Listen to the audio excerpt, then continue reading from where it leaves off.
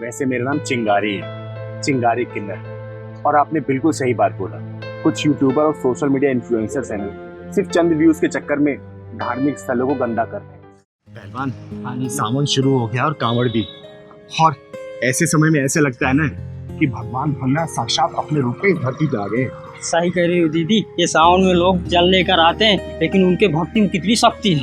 बोल बोल बोल बोल, जय शिव शंकर, बोल शंकर भगवान की, बोल शंकर भगवान की।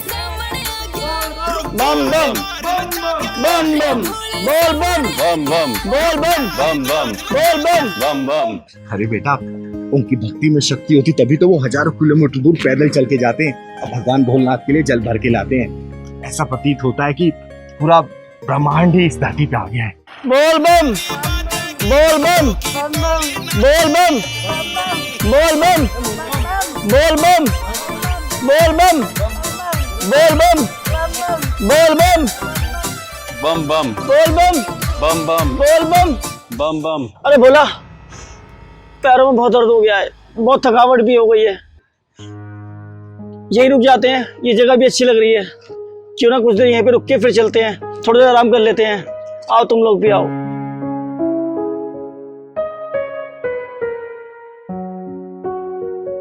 आओ आओ सब। चलो चलो चलो। अरे यहीं बैठ जाते हैं। इधर बैठ जाते ना इधर। अरे यहाँ बैठ जाएंगे। आप लोग कावड़ रखवा देता हूँ। कावड़ रखो, रखो। बैठो।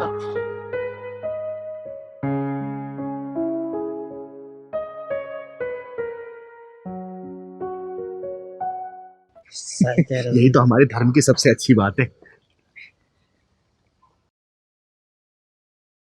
अरे पहलवान, हाँ दीदी। ये कांवड़िए लोग लगता है थके हुए हैं। लगता है हमें भी कुछ पुण्य मिलेगा। चल।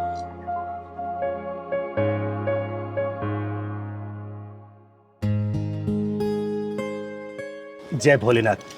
क्या हुआ, कोई मदद चाहिए क्या? नहीं नहीं, बस हमें कुछ मदद नहीं चाहिए, सब ठीक है। लाइए, मैं आप लोगों के पाँव दबा देती हूँ। अरे नहीं नहीं, ऐसा मत कीजिए आप। अरे हम कांवड़ ले नहीं जा सके, कम से कम आप लोगों की सेवा का मौका दीजिए। अरे नहीं नहीं, आप ऐसा मत कीजिए, प्लीज मत कीजिए ऐसा। लाइए, दबा देते हैं। लाइए। ये पैर कितने पुण्यवान है ना, जिन्हें ये सौभाग्य प्राप्त हुआ। हमारे धर्म की सबसे खूबसूरत बात यह है कि हमारे धर्म में लोग सभी बढ़ चढ़ कर हिस्सा लेते हैं।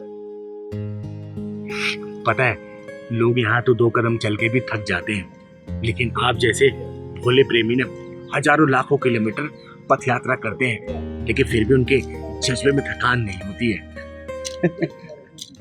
लेकिन पता है, आजकल लोगों ने ना हमारे तीर्थ स्थलों को पिकनिक स्पॉट बना रखा है।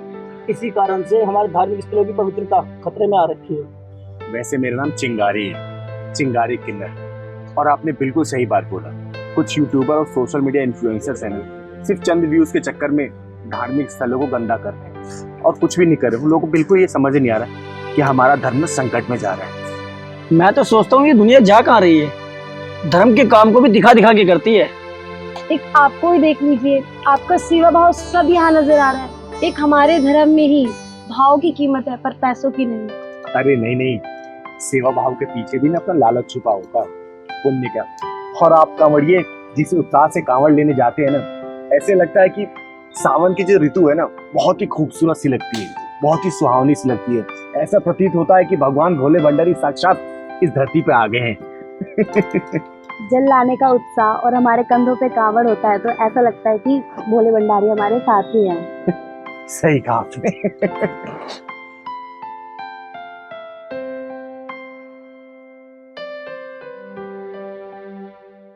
अरे आराम से, आराम से। आइए आइए। पहलवान, जाए कुछ खाने पीने को लेकर।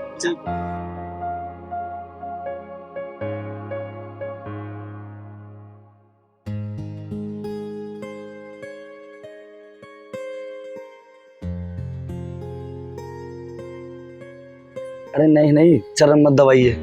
इसी थकावट में श्रद्धा जुड़ी हुई है। जब तक आप जैसे भक्त इस धरती पे है ना, हमारे धर्म का परचम हमेशा ही लहराता रहेगा। अरे ले आए बेटा, सबको ले लो।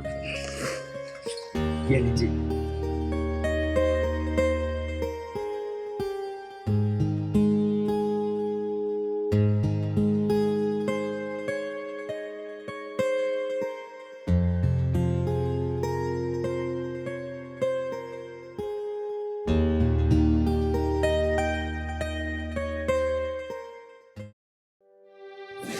हर धर्म की अपनी अपनी आस्था है और अपना अपना विचार है। कभी भी आप लोगों को देखा है कि बच्चों की लड़ाई में माँ बाप एक दूसरे से लड़ते हैं? कभी नहीं देखा होगा।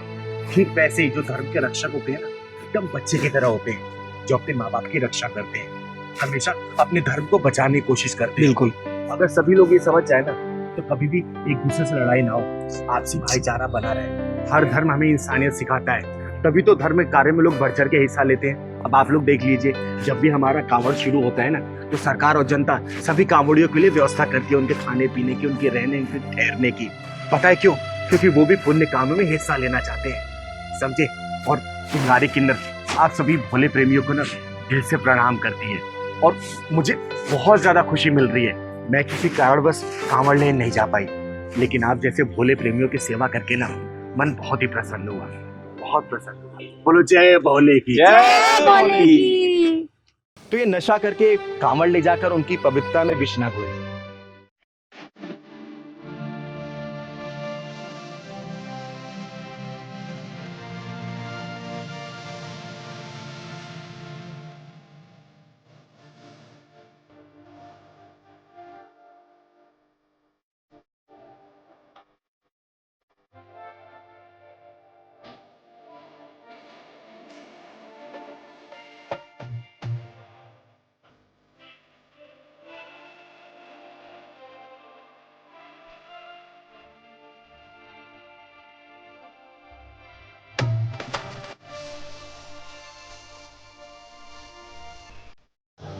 अरे बंद क्यों कर दो? ऐसा एक बात तो है, गांजा पीने के बाद जो थकान दूर होती है ना, भोले की कसम मजा आ जाता है भाई। इसके साथ मिठाई जरूरी होती है। मिठाई की जगह एक फ्रूटी ले आते ना, और मजा आ जाता है। बाबूजी को देखो, इधर झिलता नहीं है फिर भी और करने आ जाते हैं। भाई लोग नहीं झिलता तो मत आया करो मेरे भाई। अरे भाई चलना भी भाई। है। अभी इसके बाद ही हो रहे बहुत है, भी इसके बाद 3 पेपर है, 3 पेपर है। भाई जाना भी तो दूर है। देखना इन लोगों को, ये लोग क्या कावड़ उठाने आए हैं, गांजा फूकने आए हैं। पूरे अच्छे भले काम को आप पवित्र कर दिया इन लोगों ने। इतने सारे भोले आए हैं, लड़कियां आई हैं, लड़के आए हैं, इनके बीच में यही लोग एक गांजा फूक रहे हैं। इससे अच्छा अपने घर में बैठ के गांजा नहीं फूक सकते थे ये लोग? पूरे अच्छे भले काम को आप पवित्र कर दिया इन लोगों ने। सच में धार्मिक काम को गंद कर रखा है इन लोगों ने। गांजा फूक रहे हैं यहाँ पे। देखो दीदी ये क्या कर रहे हैं। अरे पहलवान, इन्हीं भक्तों को वैसे लोग हमारे धन पे उंगलियां उठाते हैं, इन्हें लगता है कि वो भोले हैं। आज चल चल के बात करते हैं। छोड़ो ना दीदी, कांवरिया है। अरे पहलवान, कावड़ियां हैं तभी तो बोल रही हूँ, चल के बात करते हैं। चिंता मत कर, कोई भसोड़ी नहीं फैलेगी। वैसे भी चिंगारी कभी भक्तों के ऊपर हाथ नहीं उठाती, और वैसे भी सामने गलत होते देख ना बोलना ना, वो भी पाप होता है। मानना है ना मानना उनके हाथ में है, लेकिन मैं तो समझाऊंगी। चल तो।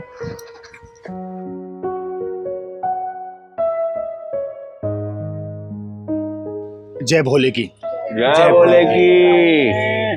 भक्तों, आपकी श्रद्धा और आपकी आस्था को देख के ना बहुत अच्छा लगता है कि आप जैसे भक्तों की वजह से हमारा धर्म देश के कोने कोने में फैला हुआ है। क्योंकि देश के कोने कोने से लोग जल लेके आते हैं और भगवान भोलेनाथ के शिवलिंग पे चढ़ाते हैं, और आपकी वजह से ही ना हमारे धर्म को पूजा जाता है और पूछा भी जाता है। लेकिन ये जो आप लोग काम कर रहे हैं ना, ये बिल्कुल गलत है। ये मत करिए आप लोग प्लीज। क्या गलत कर दिया मैं? देखिए, आप लोग भगवान भोलेनाथ के भक्त हैं, लेकिन भक्ति भाव में आकर आप लोग ये चरस गांजा पी रहे हैं ना, ये कतई सही नहीं है। छोड़ दीजिए ये लोग। इनको क्या पता, भोले बाबा को भांग धतूरा भी चढ़ता है। धतूरा भी तो चढ़ता है। देखिए, शायद आप लोग इस ज्ञान से अनजान हैं कि भगवान भोलेनाथ को भांग और धतूरा चढ़ता क्यों है। देखो ज्ञान भी कौन दे रहा है, जो खुद अधूरी है। अरे आप लोग रुक क्यों गए? बोलिए बोलिए।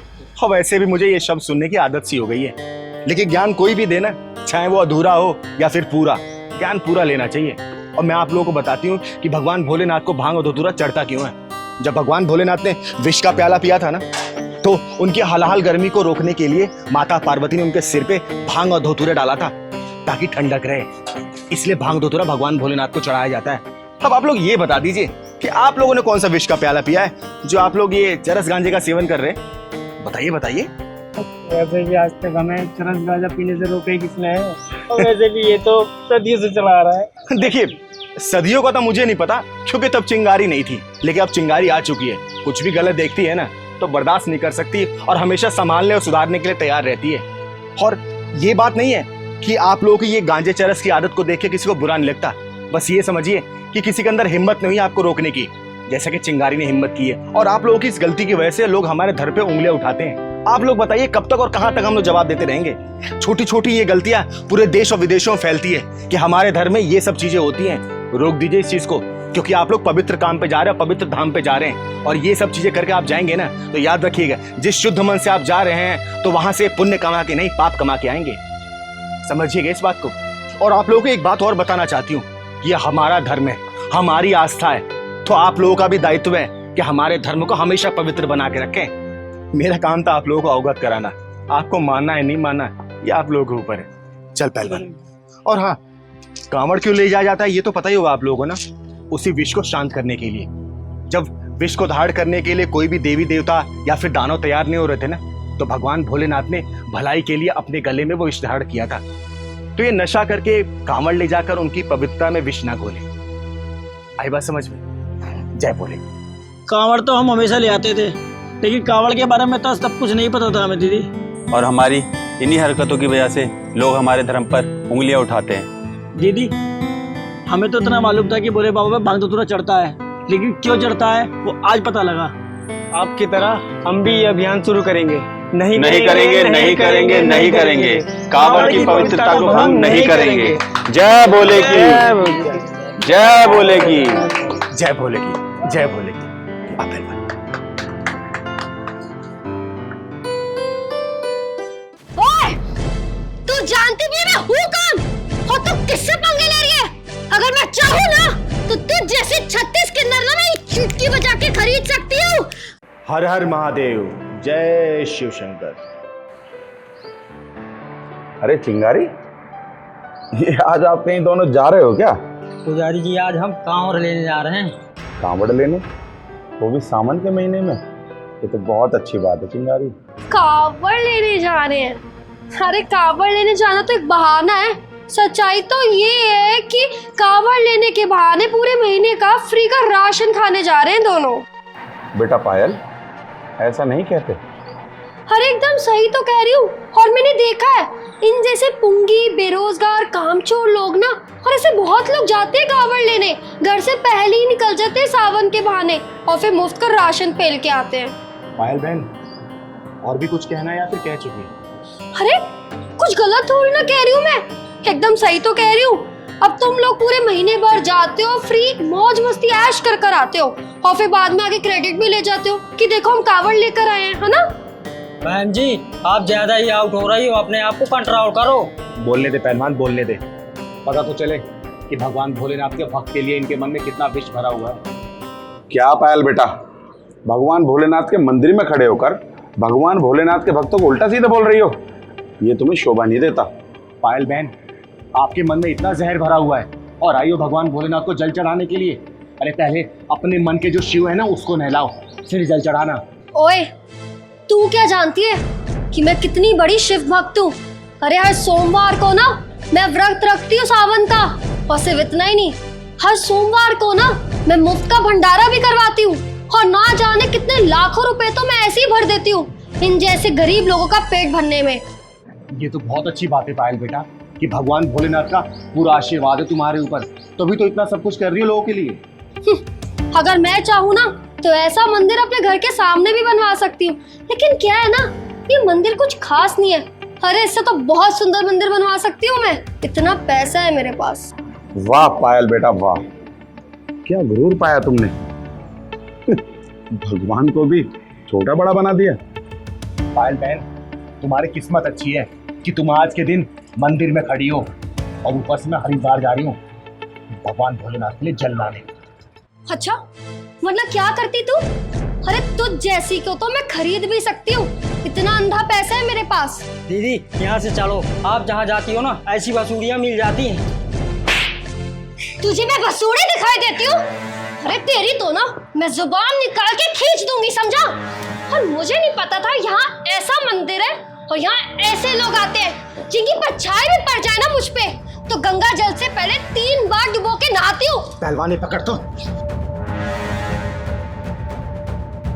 ले पहलवान, अब हो गई बसूड़ी। सही कह रहे हो पुजारी जी। भगवान भोलेनाथ के सामने तेरी आरती उतारती ना तो अच्छा नहीं लगता। क्या बोली तू कि इससे लाख गुना अच्छा मंदिर बनवाएगी? सावन में लाखों खर्च करती है तू। चिंगारी नाम है मेरा, चिंगारी किन्नर। और तेरी जुबान और तेरी औकात बता रही है कि तू कितनी बड़ी शहजादी है। रईसी गहरे समुद्र की तरह शांत रहती है। मचलती हुई नदियों में कभी गहराई नहीं होती। गहरे समुद्र कभी नदियों की तरह शोर नहीं क्या करते, समझे? ओए, तू जानती भी है मैं हूँ कौन और तू किससे पंगे ले रही है? अगर मैं चाहूँ ना तो तुझ जैसे 36 किन्नर ना मैं चुटकी बजा के खरीद सकती हूँ। देखियो, इसका इल्जाम तुझे बहुत भारी पड़ेगा, पछताएगी तू। मंदिर के सामने खड़ी है इसलिए झापड़ मारा है। कहीं और मिलती ना तो चप्पलों से मारती तुझे मैं, समझे? चिंगारी जी हर हर महादेव। हर हर महादेव भैया। सारी तैयारी हो गई या फिर कोई कमी छोड़ी आपने? चिंगारी जी हरिद्वार से दिल्ली तक सारे रास्ते में 4 मेडिकल कैंप लगा दिए गए हैं और खाने पीने के 10 कैंप लगा दिए गए हैं। कावड़ियों को वहाँ पर खाने पीने के साथ साथ दवाइयों की भी सुविधा है। किसी प्रकार की परेशानी नहीं होगी कावड़ियों को। भैया पैसे की चिंता बिल्कुल मत करना। कांवड़ियों को किसी भी तरीके से दिक्कत परेशानी नहीं होनी चाहिए, ठीक है? इतना कुछ किया तूने? अरे मैं कौन होती हूँ करने वाली? करता तो सिर्फ ये है भगवान भोलेनाथ, इस सृष्टि का रचयिता। मुझे तो सिर्फ इन सब कामों के लिए ठेकेदार बना रखा है। देखो पायल बेटा, ये होते हैं गहरे समुद्र जो हमेशा शांत रहते हैं। चिंगारी दीदी, प्लीज मुझे माफ कर दीजिए। और आपने एकदम सही कहा, जो रहीसी होती है ना वो गहरे समुद्र की तरह ही होती है जो हमेशा शांत रहते हैं। अरे मेरे पास तो पैसे क्या है, मैं तो घमंड में इतनी अंधी हो गई थी कि आज अपने भोलेनाथ को ही इतना कुछ गलत बोल दिया। और असली भक्त तो आप ही हैं जो बिना कुछ जताए ना जाने कितने और महादेव भक्तों के लिए इतना कुछ कर रही हैं। प्लीज मुझे माफ कर दीजिए दीदी। महानता चिल्लाने से नहीं होती, बल्कि महानता वाले काम करने चाहिए, ताकि महानता खुद ब खुद शोर करने वाले को बता दे कि महान कौन है, समझी? केले पूजा की थाली से हर हर महादेव। हर महादेव। जाओ कर जाओ।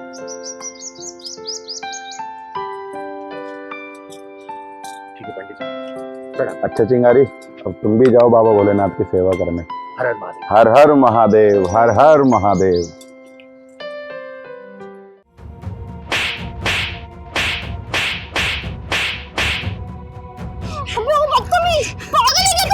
हरामजादी। हाय दीपा, कैसी है यार? सॉरी मैं तेरी शादी में नहीं आ पाई। वो क्या है ना, मेरे एग्जाम चल रहे थे। बाकी तू बता कैसा है तेरा ससुराल? अरे मैं तो अच्छी हूँ।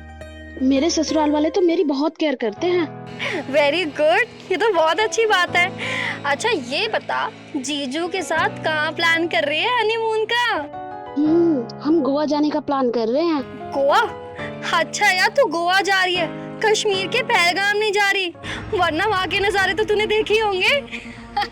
अरे वहाँ की बात सुन के तो मेरी रूह कांप जाती है। यार तू एकदम सही कह रही है। देखा नहीं था तूने पहलगाम का नज़ारा? वहाँ हनीमून बनाने वाले लोगों के साथ क्या हुआ था? अरे उधर तो जाने का सोचो ही मत गलती से। भैया जरा रिक्शा रोकना।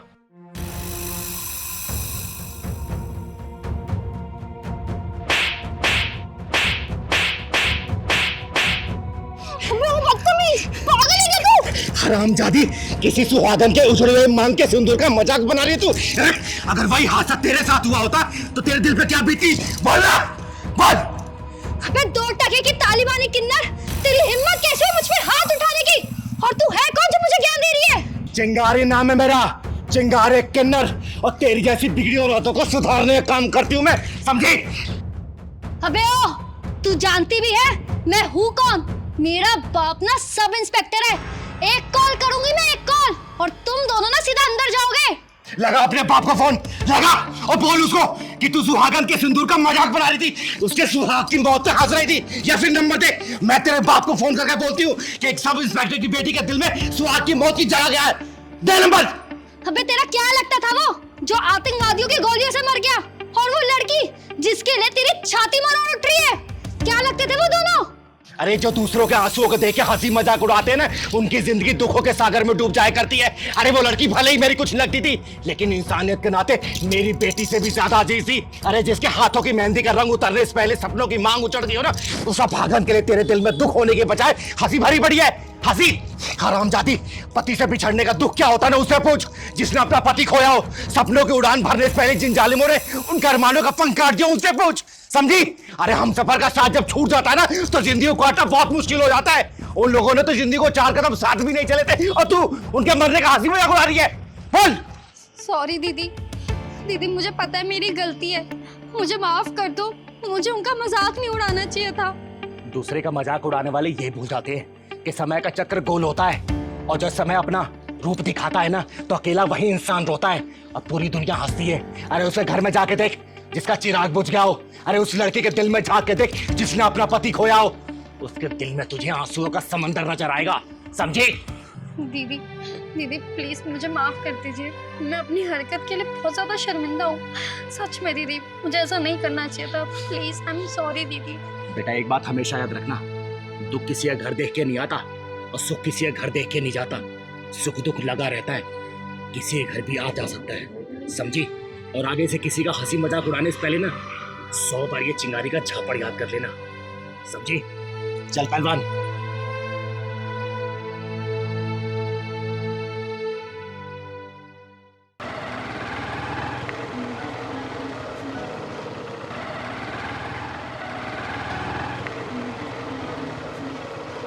लो पहुंच गए हम मंदिर। हेलो उतरो। चलो फिर क्या देख रही हो इधर उधर? मंदिर उधर है, चलो जल्दी से शादी कर लेते हैं। प्रिंस, घर के पास इतने सारे मंदिर थे तो शहर से इतनी दूर आने की क्या जरूरत थी? अरे प्रिया, हमें वहाँ पे सब लोग जानते हैं और इस मंदिर में हमें कोई नहीं जानता। और तुम्हें पता है इसकी सबसे बड़ी बात, यहाँ पुजारी भी नहीं बैठता है, तो हमें कोई दिक्कत नहीं होगी। तो फिर हमारी शादी कौन कराएगा? और मंत्र कौन पड़ेगा? ओहो प्रिया, कितने सवाल पूछती हो। हमारी शादी के साक्षी स्वयं भोलेनाथ जी हैं। और रही बात मंत्रों की, वो तो हम दोनों ही पढ़ लेंगे ना, प्रेम ग्रंथ वाले पावन मंत्र। चलो अब जल्दी करो। प्रिंस, मुझे कुछ अच्छा नहीं लग रहा है। पता नहीं मेरे अंदर से ना कुछ आवाज आ रही है। प्रिया, ये आवाज कुछ नहीं होती। हमें जल्दी से शादी करके रात से पहले देहरादून भी पहुंचना है। अब तुम ज्यादा सोचो मत, चलो चलो ना जल्दी से।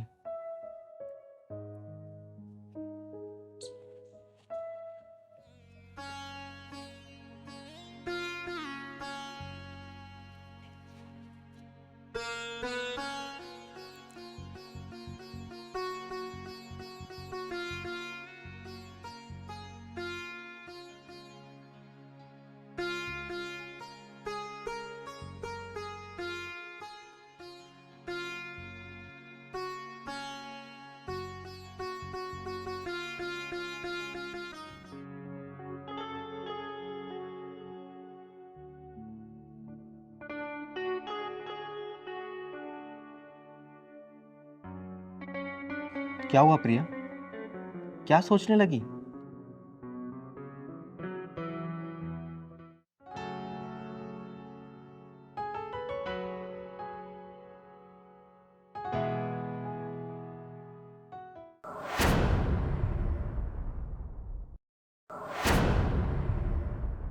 ये तो वही लड़का है ना हाँ दीदी। जिसका पिछले साल मैंने ढक्कन लगाया था? हाँ दीदी, ये तो वही लड़का है जो भोली वाली लड़कियों को फंसाता है। और आज ये फिर किसी भोली भाली लड़की को शादी के जाल में फंसा रहा है।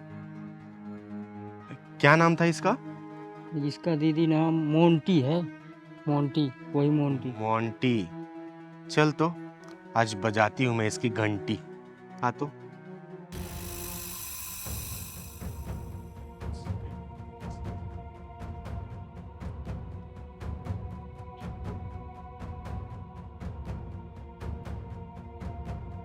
ये क्या बदतमीजी है? और हो कौन तुम? तुमने प्रिंस का गिरबान कैसे पकड़ा हुआ है? दीदी, ये मोंटी से प्रिंस बन गया हरामी। क्या मोंटी प्रिंस? ये क्या है? हाँ, कभी मोंटी, कभी प्रिंस। इस हरामी से पूछ कि इसका असली नाम क्या है। कभी मोंटी, कभी प्रिंस, कभी विकास, कभी सुखदेव। नाम बदल बदल के भोली भाली लड़कियों को फंसाता ये हरामी साला। ये क्या बोल रही हो तुम? पूछ इस हरामी से पिछले साल इसका पिछवाड़ा कैसे लाल किया था मैंने। फिर ये इस बार ऐसी गलती करने जा रहा था, तुझे गुमराह करके शादी करता, तुझे भी बेच देता। बताइए क्या करता है? भोली भाली लड़कियों को गुमराह करके दूसरे शहरों में बेचता है हरामी।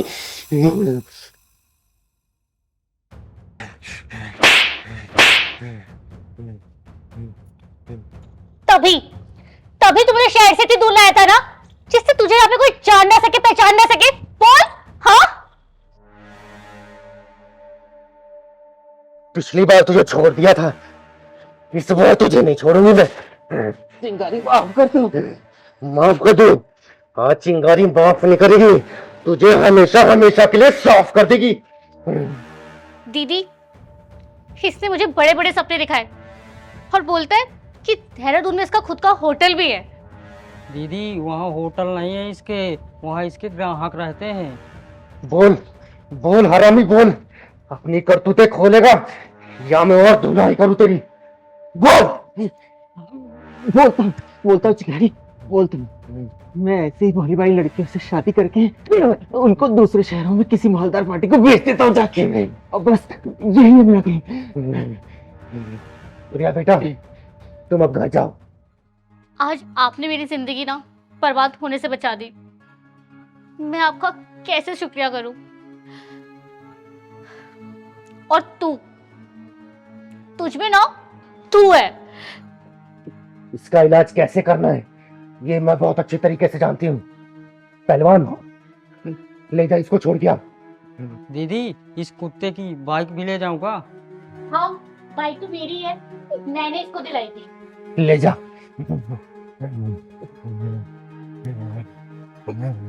चलो दीदी। जा बेटा जा।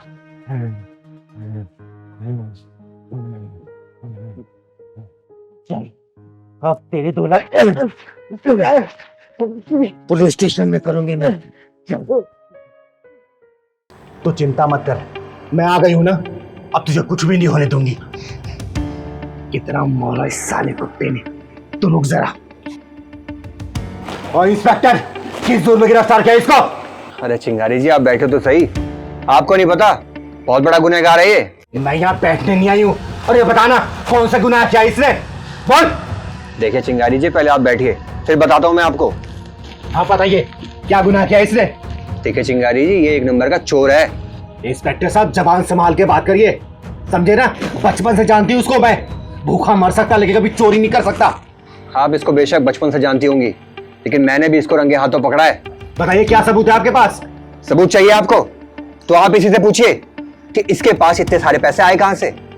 आपको मालूम है, जब गाड़ी में से पैसे गायब हुए तो ये इंसान वहीं पाया गया मेरे को। कितने पैसे थे? पूरे 30,000 रुपए थे। 30,000 रुपए? इंस्पेक्टर साहब, आप मेरी एक छोटी सी रिक्वेस्ट मानेंगे? क्या? आप बस ये थोड़ी देर के लिए बाहर बुला लीजिए, मैं अभी आपके सामने दूध का दूध और पानी का पानी कर दूंगी कि इसके पास ये 30,000 रुपए आए कहां से। देखिए, भरोसा रखिए आप मेरे ऊपर, चिंगारी नाम है मेरा, चिंगारी किन्नर, और जान से ज्यादा अपनी जुबान की कीमत समझते हुए। देखिए चिंगारी जी, आपके कहने पे मैं उसको बाहर निकाल रहा हूँ, लेकिन अगर उसके बाद इसने कुछ किया तो उसकी जवाबदेही आपकी होगी। आप इसे बाहर निकालिए।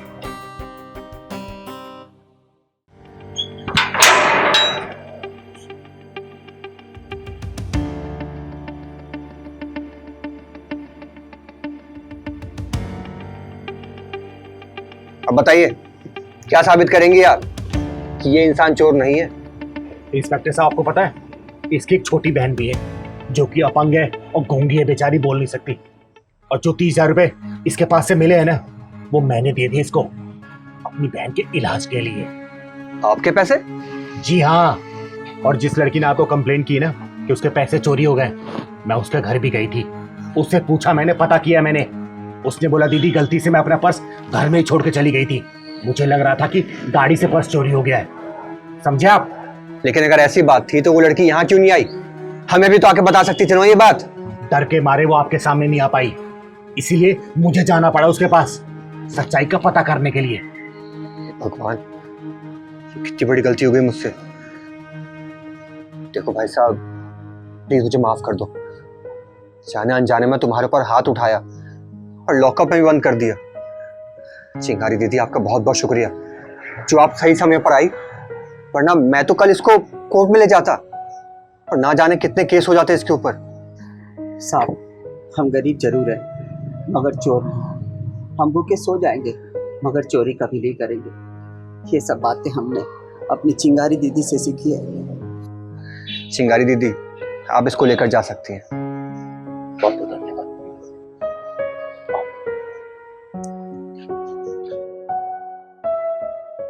बेटा तू से लपेट, मैंने इंसानियत का पाठ पढ़ा के आती हूँ। पहलवान जाके पैड खरीद के ले गया। राजन, देख रहे हो? हाँ भाई, पूरी लव स्टोरी समझ में आ गई। बंद कमरे में चकुंदर के ऊपर चाकू लगाया गया है। तरबूज के ऊपर चाकू चलाई गई होगी तो तरबूज की जान ही निकल गई होगी।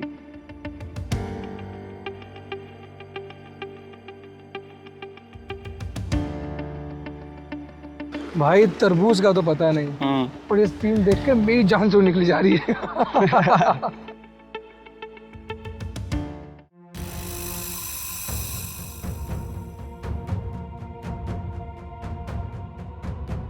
बेटा तू से लपेट, मैंने इंसानियत का पाठ पढ़ा के आती हूँ। पहलवान जाके पैड खरीद के ले गया।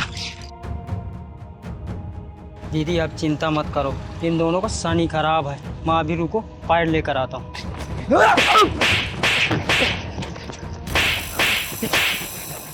सालो, अगर यही तेरी अपनी बेटी होती तो तू क्या करता? यही तेरी अगर सगी बहन होती तो तू उसे छुपाने की कोशिश करता, या फिर जो तुम बोले थे बोलो, वरना पेट में दबा के जान से मार दूंगी मैं। बस सॉरी सॉरी दीदी, माफ कर दो, माफ कर दीदी मुझे नहीं पता ये कैसे हो गया। मेरा फर्स्ट टाइम ऐसा हुआ, पहले कभी ऐसा नहीं हुआ, मुझे कुछ भी नहीं पता। चिंता मत कर बेटा, ये ईश्वरीय रचना का एक चक्र है जिसे हर लड़की को होकर गुजरना पड़ता है, और इन जैसे को कैसे सबक सिखाना है ना, ये चिंगारी बहुत अच्छे तरीके से जानती है। हरामजादो, भगवान के बनाए हुए सिस्टम को देख के तुम जैसे कमीने लोग ही कमीनापन दिखा सकते हैं। अरे जिस चीज को देख के तुम लोग हंस रहे हो ना, वो चक्र चला है तभी तुम लोग इस धरती पे आए हो, समझे? अरे कमीने, तुम लोगों की माँ को भी पीरियड हुआ होगा, तभी इस दुनिया में तुम लोग पैदा हुए। तुम लोगों की बहनें भी दौर से गुजरी होंगी, लेकिन तुम जैसे कमीने लोगों की आंखों में सिर्फ काम वासना दिखाई देती है। काम वासना। औरत के जिस अंग से तुम लोग पैदा हुए ना, जिस अंग का दूध पीकर तुम लोग बड़े हुए, उसी अंग को देखना चाहते हो, मसलना चाहते हो, निचोड़ना चाहते हो। अरे सालो, किसी बहन बेटी की इज्जत बचा के देखना, उसके निकले हुए दिल से एक दुआ भी नहीं तुम लोग के बहुत काम आएगी, तुम लोग के बिगड़े काम को बना देगी, समझे? सालो हरामियों। दीदी दीदी मुझे माफ कर दो, तो बहुत बड़ी गलती हो गई, हम आगे से ऐसा नहीं करेंगे। बहन आप भी हमें माफ कर दो, हमें आपसे ऐसा बिहेव नहीं करना चाहिए था।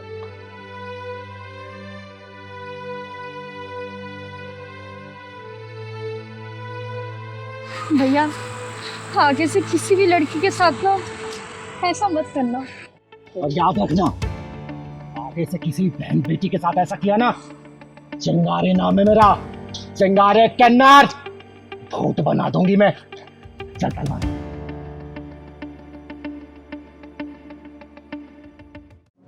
पहलवान, तेरे घर में सब ठीक है ना? सब ठीक है दीदी। आप तो नेक अच्छा खासा मिला दीदी। हाँ, आज तो नेक बहुत मिला। दीदी आपको याद है आपके माँ बाप कौन से कहाँ रहते हैं? हाँ पहलवान, कुछ कुछ याद है मुझे। जब मैं 5 साल की थी तब मेरे माँ बाप ने मुझे किन्नर को सौंप दिया।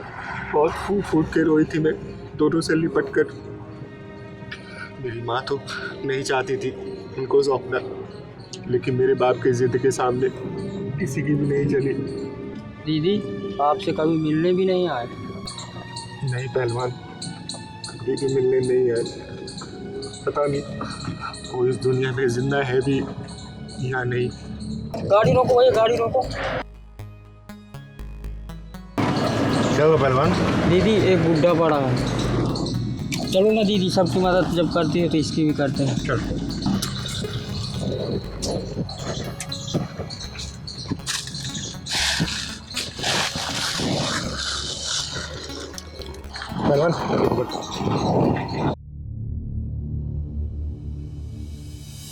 दीदी ये जब जिंदा है तो फिर नई भसूड़ी में क्यों पड़े? चलो चलते हैं। पहलवान, मैं मरना नहीं चाहती। क्यों दीदी, ऐसा क्यों बोल रही हो? जिस इंसान के अंदर इंसानियत अगर ख़त्म हो गई तो मरने के समान है, इसलिए मैं मरना नहीं चाहती। सही कह रहे हो दीदी।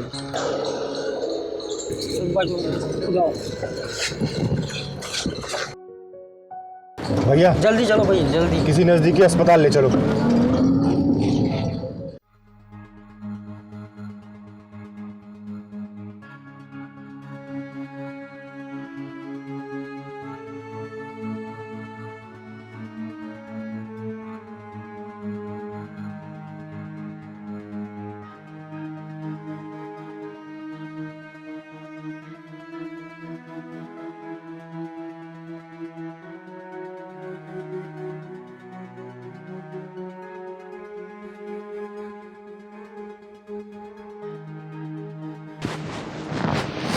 डॉक्टर साहब वो ठीक तो हो जाएंगे ना? हाँ, ठीक क्यों नहीं होंगे? सब चीज़ें नॉर्मल हैं। मैंने चेकअप भी कर दिया है और उनको इंजेक्शन दे दिया है, तो 12-15 घंटे लगेंगे उनको होश में आने के लिए। जी। वैसे तुम्हारे कौन लगते हैं ये? डॉक्टर साहब, पिता समान समझ लीजिए, मान लीजिए पिता ही है ये। लेकिन जो इनकी हालत है वो, उससे तो लग रहा है कि इन्होंने काफ़ी दिन से खाना भी नहीं खाया है।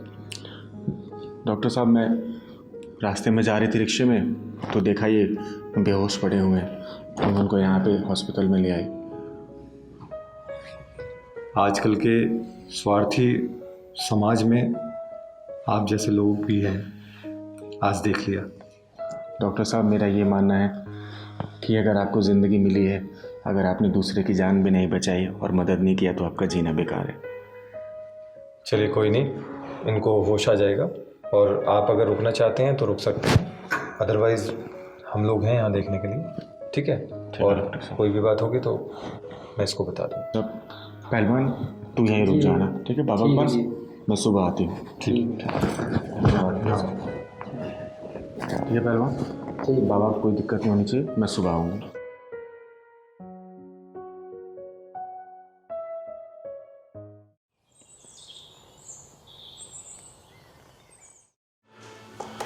मुझे धक्का मत मारो बेटा, मुझे धक्का मत मारो बेटा।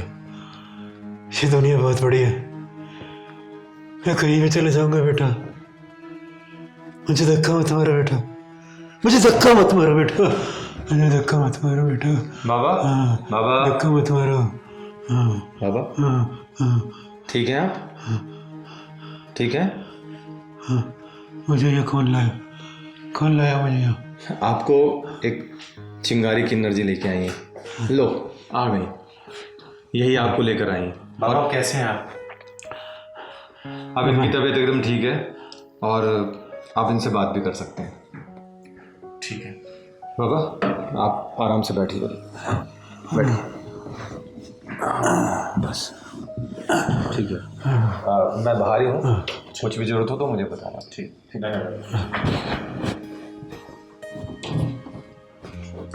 बाबा। हाँ बेटा। आप कौन हैं और आप क्या बड़बड़ा रहे थे कि आपको किसी ने घर से धक्का मार के भेज दिया? बताइए बाबा, कहाँ से आए हैं आप?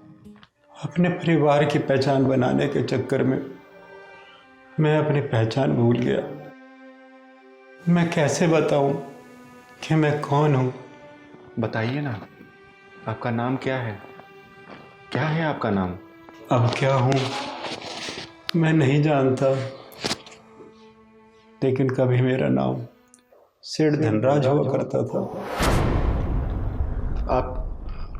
आप सेठ धनराज है? सेठ धनराज है बाबा? मेरा नाम सुनकर तुम चौंक का पड़ी बेटा। बस यूं ही बाबा, ऐसा लगा जैसे इस नाम से वाकिफ़ हूँ मैं, कुछ गहरा रिश्ता है इस नाम से। मेरी छोड़ो बाबा, आप बताओ आपकी ये हालत कैसे और क्यों हुई? जबकि आप अपने आप को सेठ धनराज बता रहे हो। मेरी बड़ी दर्द भरी दास्तान है बेटा, क्या करोगी सुनकर। अब मैं ठीक हूँ, अब मैं चलता हूँ। रुको बाबा, आप कहाँ जाओगे? ये तो बताओ, आपका घर कहाँ है? बेटा, भिखारियों के घर नहीं हुआ करते। बाबा, आप सेठ धनराज से भिखारी कैसे बन गए? बताता हूँ बेटा, बताता हूँ। मेरी शादी के बाद 5 साल तक कोई बच्चे नहीं हुआ, लेकिन 5 साल बाद जुड़वा बच्चे हुए, जिनमें से एक बच्चा किन्नर था। ये बात हमें अंदर तक घायल कर रही थी कि हमारे यहाँ किन्नर पैदा हुआ है। उसे हमें सबसे छुपा के रखना पड़ रहा था, लेकिन 6 साल बाद उसमें कुछ अजीब सा बदलाव होने लगा। इसलिए मजबूर होकर हमें उसे किन्नरों को सौंपना पड़ा।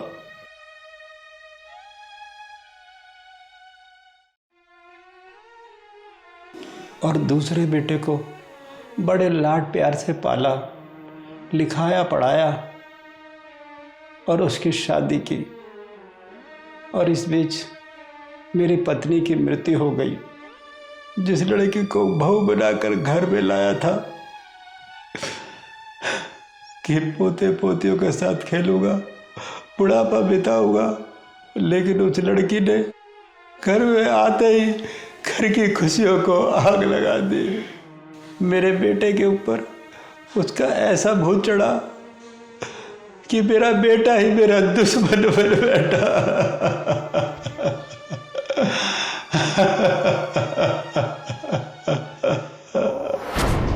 प्रिया बेटा, ज़रा दूध गर्म कर दे, मेरा दवाई खाने का टाइम हो गया है।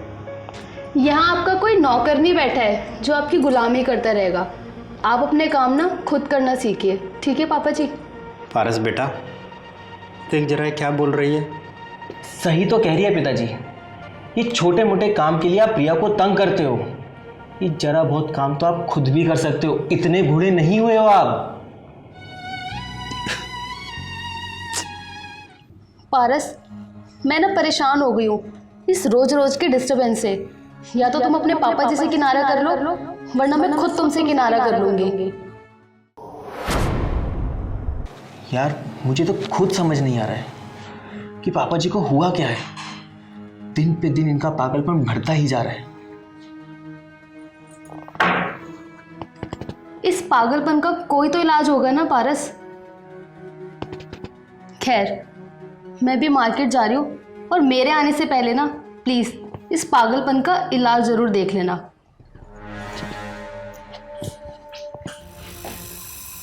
अच्छा, तो हमारी बातें सुनी जा रही हैं चोरी छुपे। सही कहा तुमने बेटा, मैं पागल ही तो हूँ जो पागलपन में अपना सब कुछ तुम्हें सौंप दिया, सब कुछ पारस के नाम कर दिया। हाँ, तो आपने कोई एहसान नहीं किया है पिताजी। ये सब माँ बाप करते हैं, आपका फर्ज है। सही कहा बेटा तुमने, हर माँ बाप अपनी औलाद के लिए ये सब कुछ करते हैं, लेकिन हर औलाद अपने माँ बाप के साथ ऐसा व्यवहार नहीं करती जैसा तुम दोनों कर रहे हो। बस करिए पिताजी, अपनी फालतू की बकवास ना आप अपने बेटे को सुनाइए, मुझको नहीं। और वैसे भी मेरे पास फालतू का समय नहीं है आपकी ये बकवास सुनने का। सही कह रही हो बेटा, जब माँ बाप की बातें बच्चों को बकवास लगने लगे तो समझ लो कि बर्बादी घर की चौखट तक आ गई है।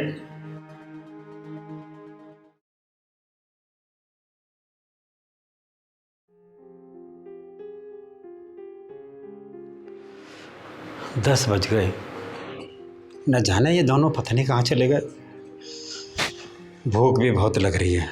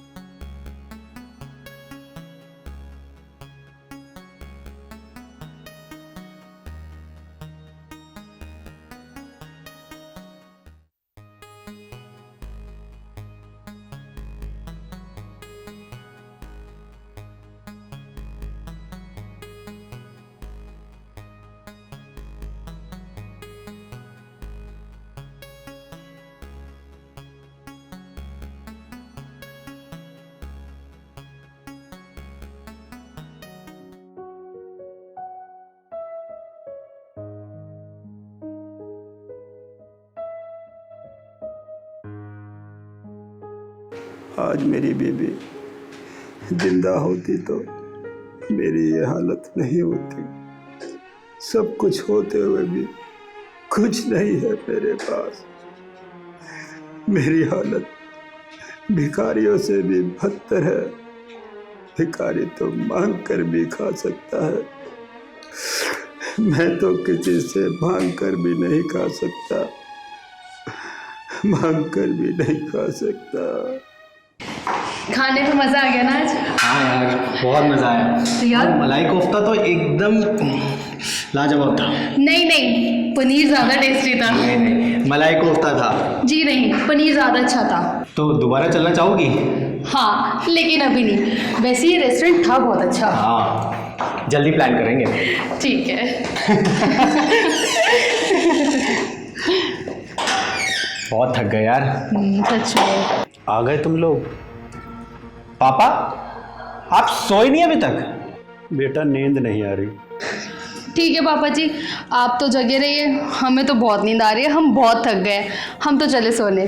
चले?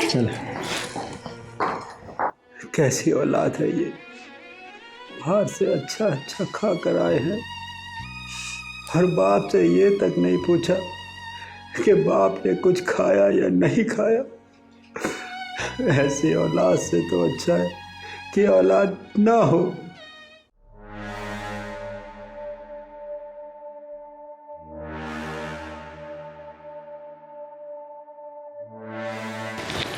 पापा, पापा, पापा जी, ये रात के 2 बजे आप क्या कर रहे हो? आखिर आप चाहते क्या है पिताजी? दिन में तो आप तंग करते ही थे, अब आप रात को भी तंग करने लगे। और ये सब रात को क्या है? 2 बजे रोटी बनाने का नाटक। अरे अगर आपको भूख लगी थी तो आप हम लोगों को बता सकते थे ना, हम गए थे ना बाहर खाना खाने के लिए, हम आपके लिए भी लेकर आ जाते। पर ये सब वो भी 2 बजे।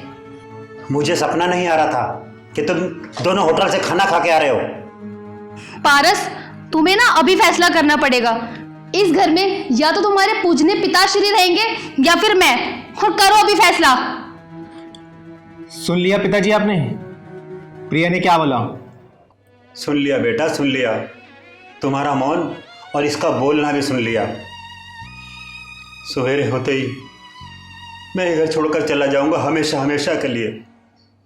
देखिए पापा जी, हम ना सुबह तक इंतजार नहीं कर सकते, आप ना अभी जाइए यहाँ से, जाइए यहाँ से।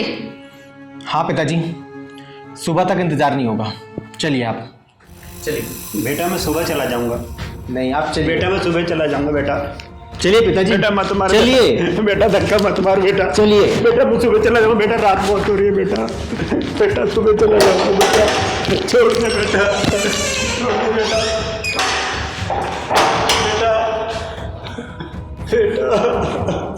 बेटा, बेटा, बेटा, मुझे अंदर आने दे बेटा। बेटा, सुबह होते ही मैं यहाँ से चला जाऊंगा बेटा। बेटा, बेटा।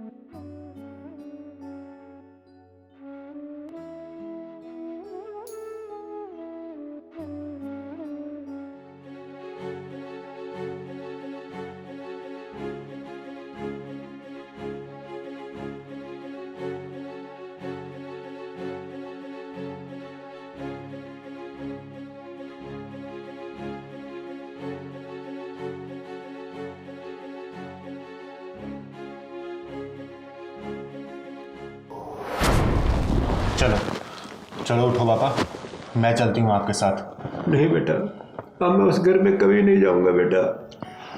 वो घर जितना उसका है उतना मेरा भी है पापा जी। पापा जी? हाँ पापा जी, जिस किन्नर बच्चे को आपने 5 साल की उम्र में किन्नर को सौंप दिया था, वो अभागा बच्चा मैं हूँ पापा जी।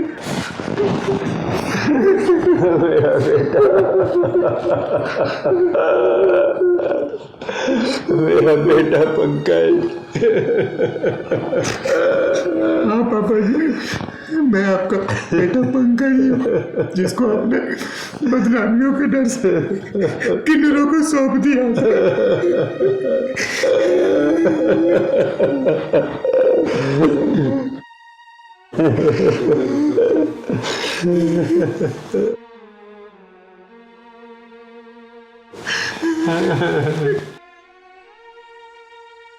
मुझे माफ कर दे बेटा पंकज, मैं तेरा गुनहगार हूँ बेटा, मैं तेरा गुनहगार हूँ। नहीं पापा जी, आपको माफी मांगने की कोई जरूरत नहीं है। माफी तो अब वो पारस मांगेगा।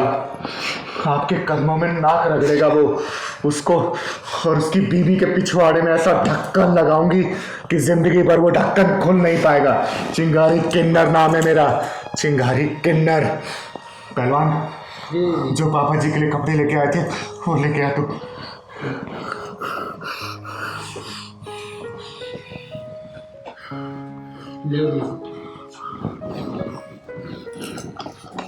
लो पापा जी, आपके लिए मैं ये कुर्ता लाई थी, आप पहन लीजिए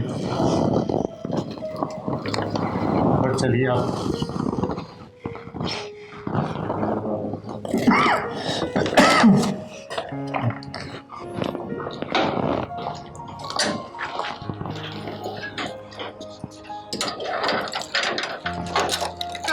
चलो ना पारस।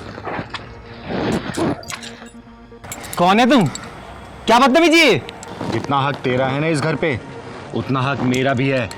चिंगारी किन्नर नाम है मेरा, चिंगारी किन्नर। पापा, आप अपने गंदे जुबान से पापा कहना बंद कर। ये हक खो चुका है तू। देखो, चाबी दो मेरे घर की। अब ये चाबी तुझे कोर्ट में मिलेगी। जिस बाप को रात को 2 बजे घर से बाहर निकाल दिया था ना, उसी बाप की औलादों में फर्क सिर्फ इतना है कि तुम मर्द है, वो भी सिर्फ कहलाने के लिए, और मैं एक किन्नर हूँ और मेरा काम है तुम जैसे नामर्दों के पिछवाड़े में ढक्कन लगाना। पारस, ये क्या बकवास की जा रही है? मुझे भी कुछ समझ नहीं आ रहा प्रिया, ये क्या बकवास कर रही है। ये गाड़ी भी मेरे बाप के पैसे की है ना। चल चाबी निकाल, चाबी निकाल। चाबी चाहिए तेरे को? चाबी चाहिए? पापा जी, आप मुंह घुमा लो, क्योंकि मैं जो अब इसके साथ करने वाली हूँ वो आप देख नहीं पाओगे। छुड़वाइए ना इन्हें। तो कितना भी शोर मचा ले, आज इसको कोई बचा नहीं सकता। पापा जी, बचाओ ना इन्हें। क्या कर रही है? छुड़वाइए ना इन्हें। अगर किन्नर अपने पे आ गया ना, इन जैसे हरामियों के बंद ढक्कन को खोलती है। छोड़ दे बेटा, इस कमीने को छोड़ दे, इसको इसके हाल पर छोड़ दे बेटा। देख ले, माँ बाप कभी अपनी औलाद को पिटते हुए नहीं देख सकते। चिंगारी बेटा, सब कुछ इसके नाम कर रखा है, इससे लड़ना बेकार है।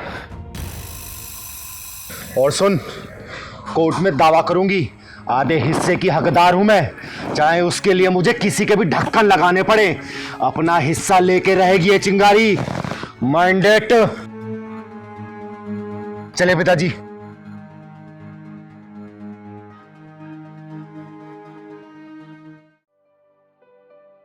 दीदी, एक बात बताऊं? हाँ। बहुत दिन से ढक्कन नहीं लगाया दीदी। अच्छा, तुझे बहुत मजा आता है जब मैं किसी का ढक्कन लगाती हूँ तो? हाँ, बहुत मजा आता है दीदी। दीदी सामने देख, सामने।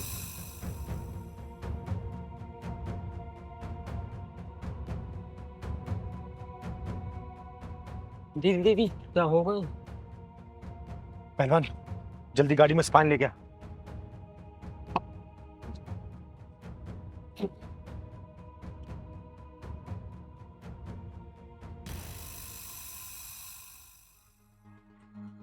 बहन बहन रुक।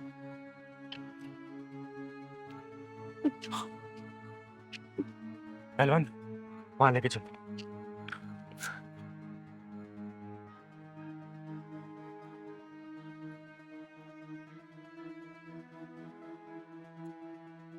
पहलवान क्या बेटा?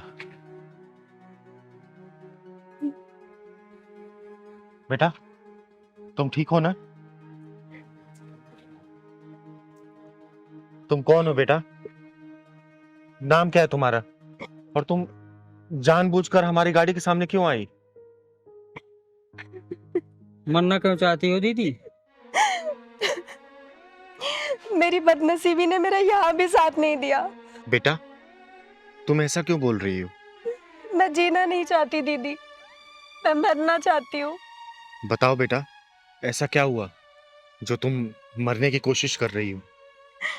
मैं कुछ नहीं जानती, बस मैं इतना जानती हूँ कि मुझे अब जिंदा नहीं रहना दीदी। एक बात बताओ दीदी, आपको मरने का शौक चढ़ा क्या? मुझे बताओ बेटा बात क्या है? अरे जिंदगी में उतार चढ़ाव तो आते रहते हैं, इसका मतलब ये तो नहीं कि जिंदगी को ठोकर मारकर हम मौत को गले लगा लें। तुम्हारा नाम क्या है मुझे बताओ? जया। जया, कितना प्यारा नाम है। मुझे लोग चिंगारी किन्नर के नाम से जानते हैं। अरे भगवान ने जब जिंदगी दी है उसके पीछे बहुत सारे कारण हैं। उस जिंदगी को सही मायने में जीना और सही तरीके से जीना भी एक जिम्मेदारी है। दीदी आप शादीशुदा लग रही हो, ससुराल वालों से लड़ाई वड़ाई हुई क्या? बेटा अगर तुम्हारी गलती नहीं है और तुम बेकसूर हो, फिर भी अगर तुम्हें कोई परेशान कर रहा है तो ये चिंगारी दीदी वादा करती है उनके पिछवाड़े में ऐसा ढक्कन लगाऊंगी कि उनकी अक्ल ठिकाने आ जाएगी। मेरी किस्मत ही मेरी दुश्मन है दीदी, मैं और किसका दोष दूं? जया बेटा किस्मत का कोई दोष नहीं होता है। इंसान की जिंदगी में कभी अच्छा समय भी आता है और कभी बुरा भी। तुम घबराओ मत, तुम्हारे साथ ये चिंगारी किन्नर है। तुम साफ साफ बताओ। चिंगारी दीदी, पता नहीं मैं कैसी किस्मत लिखवा के आई हूँ। पैदा होते ही मेरी माँ मुझे छोड़ के चली गई और मेरी दादी और मेरे पिताजी मेरी माँ के मरने के दोषी भी मुझे ही मानते रहे। मुझे मनुष्य कह के ताना मारते रहे, बोलते रहे कि और कितनों को खाएगी। कम उम्र में ही मेरा रिश्ता ढूंढने लग गए और जिन लड़कों से मेरी शादी तय हुई वहां भी मेरी शादी टूट गई। एक जगह मेरा रिश्ता भी हुआ पर वहां भी मेरी बदकिस्मती ने मेरा साथ नहीं दिया चिंगारी दी। एक लड़के से मेरी शादी भी हो गई पर वहां भी मेरी बदकिस्मती ने मेरा साथ नहीं दिया। शादी के बाद भी मैं मनुष्य थी नहीं। हरे कृष्णा हरे हरे हरे राम हरे कृष्णा हरे राम। विशाल बेटा ले प्रसाद ले दीजिए।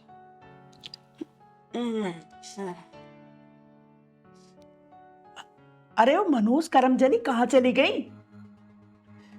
मैं किसका नाम ले दिया सुबह सुबह? कहीं बिगाड़ दिया कोई काम? जया, अरे ओ जया, अरे मनोज करमजनी कहाँ गई? जी माँ जी। ठीक है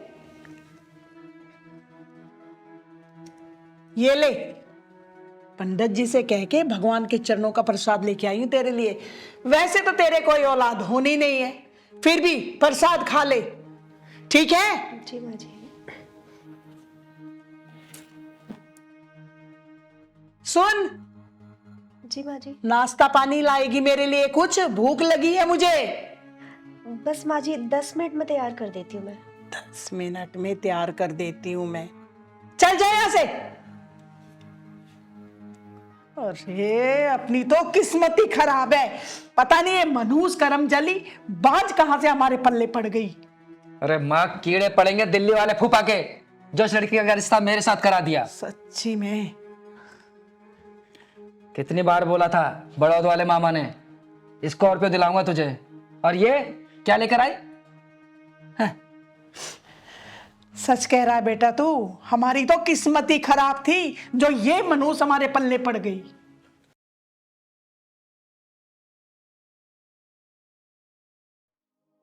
बेटा तेरी बुआ के यहाँ पे भी पोता हुआ है, उसके नामकरण संस्कार के लिए भी जाना है। कुछ लत्ते कपड़े लेके आऊंगी तभी तो जाऊंगी। ठीक है माँ जी। है तू क्या बोलता है, चलेगा साथ में? हाँ माँ जी, मैं ले चलूंगा आपको।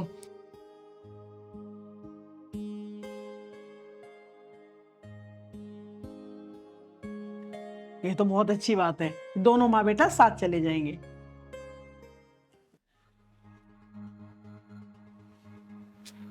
चाय पी विशाल। बेटा इस करमजली मनहूस का क्या करूं? ये तो हमारे यहाँ बंजर जमीन की तरह हो गई है, इसमें तो कोई अंकुर फूटने से रहा। अब तू ही बता मैं इसका क्या करूं? अरे माँ तू बताना, मैं क्या करूं इसका? विशाल तेरी शादी को 3 साल हो गए और अभी तक पोते पोतियों का मुंह देखना मुझे नसीब नहीं हुआ। मैं तो कहती हूँ तू इसे घर से निकाल दे, मैं तेरे लिए एक अच्छी सी लड़की देखकर तेरी शादी करवा दूंगी। माँ तुम्हें नहीं पता, जब दोस्त कहते हैं ना 3 साल हो गए हैं शादी को और अभी तक तेरे बच्चा नहीं है, तो कितना बुरा लगता है मुझे, मैं ही जानता हूँ। जानती हूँ बेटा, तेरे दुख को समझती हूँ कि तुझे कैसा लगता होगा।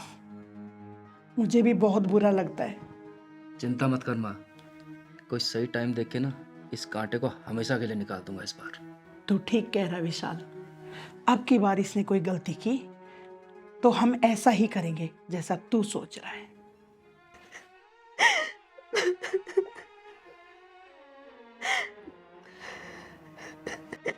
हे भगवान, ऐसे रोज रोज के ताने मुझसे नहीं सहे जाते। कैसी जिंदगी है ये मेरी, बिल्कुल नहीं सहा जाता मुझसे। इससे अच्छा तो मौत आ जाती मुझे। बचपन से आज तक घर वालों के ताने, ससुराल वालों के ताने, मनुष्य क्या क्या सुनना पड़ेगा मुझे। इससे अच्छा तो मैं मर जाती।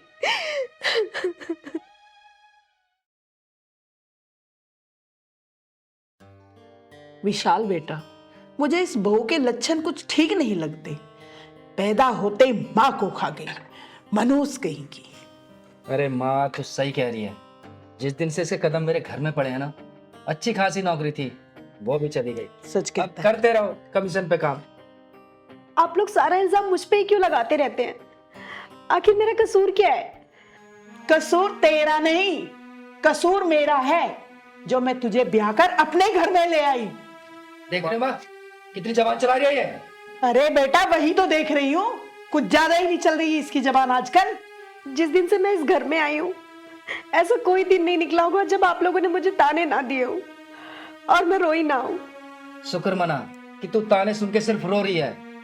अगर तुझे घर से निकाल दिया ना तो सड़कों पर भीख मांगेगी तू। सही तो कह रहा है विशाल।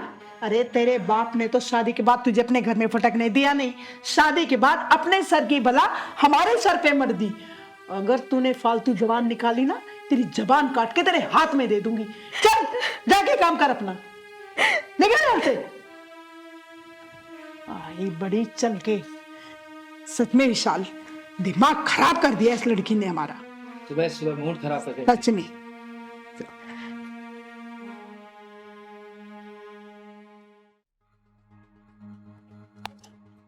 चूरी, मैंने तुझे कहा था नहाने के लिए पानी रख दे और तूने इतना गर्म पानी वहां रख दिया।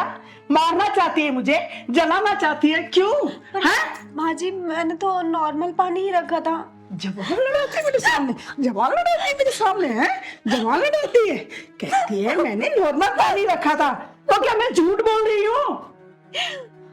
माँ जी मैं सच कह रही हूँ, मैंने नॉर्मल पानी ही रखा। खबरदार, अगर मेरे सामने जबान चलाई तो तेरी जबान खींच लूंगी। और सुन, ये मेरी धमकी मत समझना। ऐसा मत बोलो माँ जी, मेरी कोई गलती नहीं है। मैं सचमुच ही ऐसा कर दूंगी। समझी?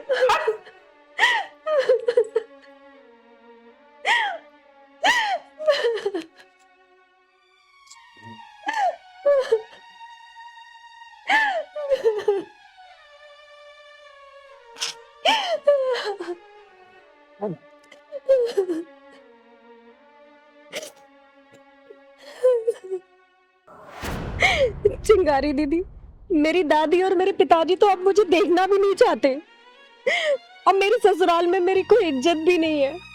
मैं अपनी जिंदगी से बहुत तंग आ चुकी हूँ। मुझे अब नहीं जीना चिंगारी दीदी, मुझे मर जाने दीजिए।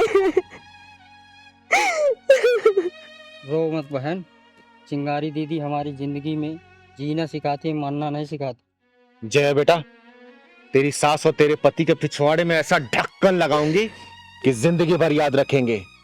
और सुन, अब रोना बंद कर तू, क्योंकि रोने की बारी अब उनकी है। एक काम कर तू, चल मुझे अपने ससुराल का रास्ता बता। पहलवान ले चल।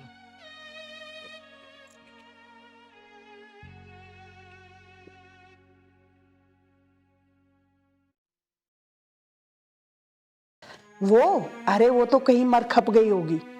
तू तो बस विशाल के लिए एक अच्छी सी लड़की ढूंढ दे, चट मंगनी और पट ब्याह कर दूंगी।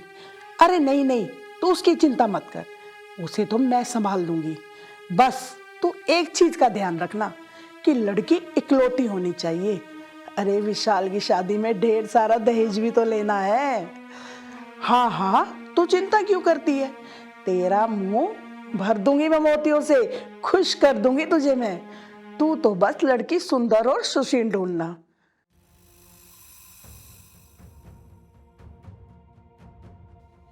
अच्छा शांति, मैं तुझसे बाद में बात करती हूँ, घर में कोई आया है। जया, यही तेरी सास और तेरा पति है? जी दीदी।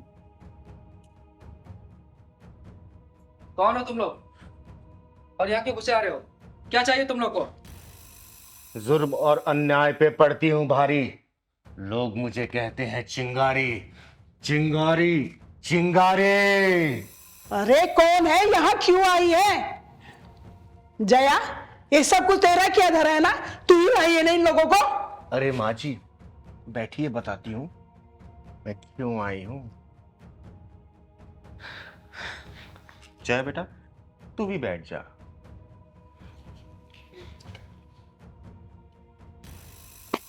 अब तुम दोनों सोच के बताओ कि मैं कैसे पेश आऊं, बातों से समझाऊं या फिर ढक्कन लगाऊं।